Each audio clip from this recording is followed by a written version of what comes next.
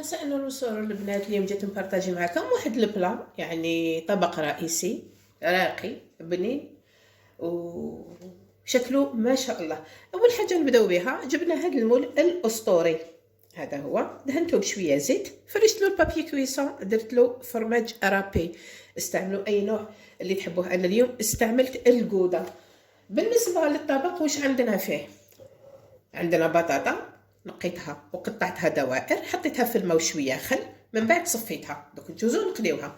عندنا لافارس اللي راح نديروها في المول، عندنا دنداشي ولا تحبوا فيونداشي ولا بولي اجي، هادشي اختياري. عندنا نص حبيبه بصل قطعتها ديكوب مع 2 سنينات توم. بالنسبه لاصوص بلونش، عندي هنا كانت عندي وحده سكالوب قطعتها ديكوب هكذا وغسلتها. عندنا نص حبه بصل مع 2 سنينات توم. عندنا زيتون اللي كنت شريته الصباح وحطيته في الماء حتى تخلصت من الملح تاعو وقطعته اون دو هكذا. مع عندي شويه شامبينيون. بالنسبه للتوابل واش عندي شويه فلفل الكحل، راس الحانوت الاصفر، وشويه تاع الكركم، بلا ما ننساو الملح والزيت بيان سور وشويه زبده. ندوزو مباشره على بركه الله، نقليو البطاطا ونوجدو لافارس. اول حاجه جبت مقله، درت فيها ملعقه تاع زبده ولا لا مارغرين مع ملعقه تاع زيت، نحطو عليها نص حبه تاع بصل و2 سنينات توم، نقليوهم هما الاولين.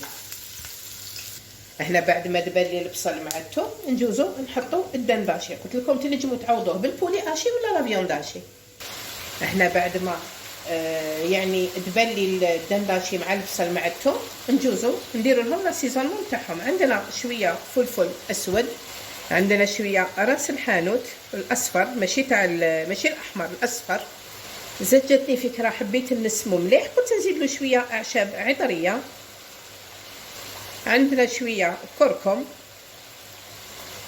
عندنا شويه ملح. نخلطو الكل ولافارس تاعنا راهي واجده. البنات فكره فقط، الدنداشي ولا لا فيونداشي ولا البولي اشي كي تكونوا راح تفارسيو به دي بلا كيما هكا، ما تنشفوهش كامل حتى ما يوليش بنين، خلوه جوسي شويه يعني باش يمد لكم مذاق وقوام اروعه. هاي ديك النتيجه اللي تحصلنا عليها. نحطوها دو كوتي. احنا بعد ما طابت لي البطاطا بهذا الشكل، نجيبوا المول ديالنا نستفوا فيه البطاطا بهذه الطريقه هكذا. لازم تكون ساير داير هكذا هكذا هكذا حتى نكمل كامل المول. شوفوا البنات، دائما كي تكونوا تستفوا ديروا وحده داخل وحده هكذا. علاش؟ باش الطبق تاعكم يجي شباب ويجي يعني كيما نقولوا حنا مرصوص، ما تخرجش لافاس هكذا. شوفوا البنات هكذا هكذا حتى نكملوهم.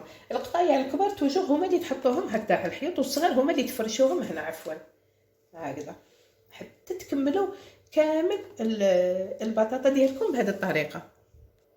الصغار هادو هما اللي نحطوهم هنايا. شوفوا البنات هكذا هامليك، هادو الصغار دائما نحطوهم في القاعده هكذا حتى نكملوا كامل الكميه.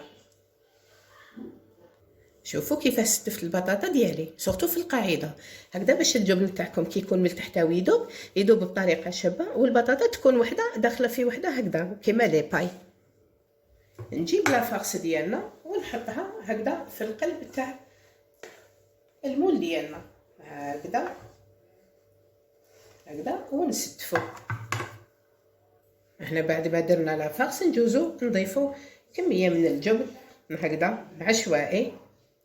احنا بعد ما درنا الجبن وهذا اختياري، نجوزو نعاودو نغلفو بالبطاطا هكذا هكذا، نغطو كامل هذا السطح. وكيما درنا في الطبقات الاولين، توجور رصوا البطاطا تاعكم هكذا، لازم نغطو مليح مليح هذا الجبن مع لافارس هكذا هكذا حتى نكملو المول ديالنا. هنا بعد ما كملنا الطبق، عندي هنا 3 حبات بيض، شويه فلفل اسود وشويه لا كريم فريش.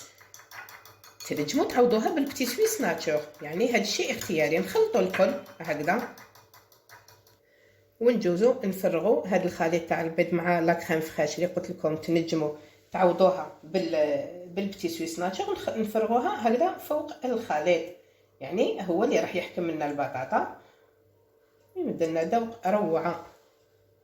هنا بعد ما كملنا بهذه الطريقه ندخلوه للفوق جوست باش ينشف لنا البيض فقط، باسكو كل شيء طايب.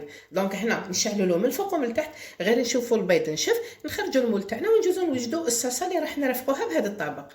هنا نعاودوا نجيبوا نفس المقله اللي طيبنا فيها لاصوص، نجوزو نوجدوا فيها لاصوص. حطيتها على النار تسخن، نضيف عليها كميه من لا مارغارين، نضيف عليها سكالوب اللي قطعته، كانت عندي وحده سكالوب قطعتها ديكوب كما راكم تلاحظوا. نضيف عليهم رشه تاع فلفل اسود، ونضيف عليهم كميه من الملح، نخلطوا الكل هكذا.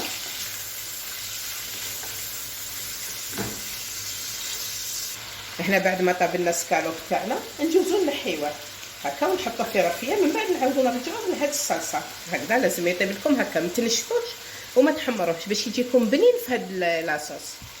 بعد ما نحينا السكالوب نحطو نص حبه تاع البصل مع زوج سنينات ثوم اللي كنت ربيتهم. البصل نقطعوه ديكوب هكذا ونحمصوهم هنا في هاد لا مارغارين. هنا بعد ما دبل لي البصل مع الثوم نحطو عليه الشامبينيون ثاني يزيد يتقلب في الزبده مليح هكذا. هنا بعد ما دبل لي الشامبينيون نضيفوا عليه الزيتون اللي قلت لكم شريته الصباح، حطيته تقريبا 3 ساعات في الماء بعد ما كنت شللته. من بعد يعني تخلصت له كامل من الملوحيه تاعو، اوليو اللي تغليوه يفقد اللون تاعو. ديروه بطريقتي انا، نعاود لكم. اشروه الصباح، شلوه مليح من الملح تاعو وحطوه في كميه تاع الماء، يعني كميه تاع ماء مليحه، وخلوه يقعد حتى 3 ساعات. صفوه تلقاوه تخلص من الملح تاعو ومحافظ على اللون. نزيدو نحمصو الزيتون تاعنا مع الشامبينيون البصل والثوم في لا مارغارين هكذا. احنا نجوزو نحطو السكالوب تاعنا هكذا.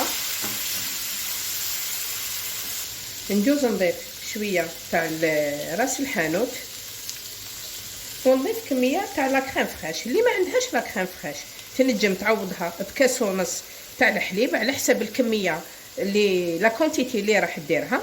قلنا كاس ونص تاع حليب مع ملعقه تاع فرينه. انا جو بريفير الفرينه على لا مايزينا، يعني راح تعوض لكم لا كريم فريش هذه. نخلطوا الكل هكذا. نضيف كميه من الجبن الفونجو، انا مداريه نديرها بالكامونبير تجي ما شاء الله. اليوم ماشي متوفر عندي، عوضت الكامونبير بهذا الجبن. نخلطوا الكل ونطفيو عليها. هنا بعد ما طاب لي البلا ديالي كيما راكم تلاحظوا، تشوفوا البيض كامل نشف، خضر لي تحميره ما شاء الله. لاصوص تاعنا هذه هي وجدت. هنا واش ندير دوك اون فوا يبرد نحي نوسي بالسكين من الاطراف ونرفد البابي كويسون تاعنا ونقلبوه في الصحن، ولا نديروا الصحن مباشره فوق المول. نقلبوا المول تاعنا باش يجينا جهه تاع الفرماج هي اللي تجي من الفوق. فهمتوني البنات؟ دونك هنا بعد ما نقلبوه في الصحن، قلنا نحطوا الصحن فوق المول، نقلبوا المول تاعنا، نحيو البابي كويسون، الجبن يكون من الفوق. التزيين اختياري كل سيده كيفاه. نزيد لاصوص تاعنا اللي بالشامبينيون والسكالوب والزيتون نحطها من لي كوتي، وتشوفوه بحول الله تعالى على طاوله التقديم. بعد ما شفتوا معايا الطريقه من الالف للياء، النتيجه اللي تحصلنا عليها هذه هي طبق راقي كما راكم تلاحظوا، بنين تحفه بواحد الطريقه يعني شفتوها كامل، والنتيجه اللي تحصلنا عليها هذه هي. نقول لكم جربوها بهذه الطريقه ما راحش تندموا عليها. الحاجه اللي نكونسييكم بها هي ما تديموليوش المول حتى يعني يهمدن شويه، يعني ما تديموليوش وهو سخون، خلوه يبرد شويه يولي دافئ، ديموليوه تتحصلوا على هذه النتيجه. الصلصه اللي تحصلنا عليها كما راكم تلاحظوا. الطبق دوك نقسم لكم ان مورسو هنا نحطو لكم في لي فوتو باش تشوفوا يعني كيفاش تحصلت على هذا الطبق تحفه البنات. نقول لكم جربوه وادعيوا لي. نقول لكم تهلاو في رواحتكم. الوصفه الماجيه بالنسبه للحلويات مازال يعني، ونبداو نحطوا الحلويات. نعرفوا باللي حنا الجزائريين نحبوا الحلويات لا دغنيير مينوت، دونك هنا ما راحش نحطهم دوكا حتى يعني يبقى واحد الوي جور ولا، ونبداو نحضروا الحلويات مع بعض. نقول لكم جربوا هذه الوصفه. تهلاو في رواحتكم، صحه فطوركم، صحه سهرتكم، سلام سلام.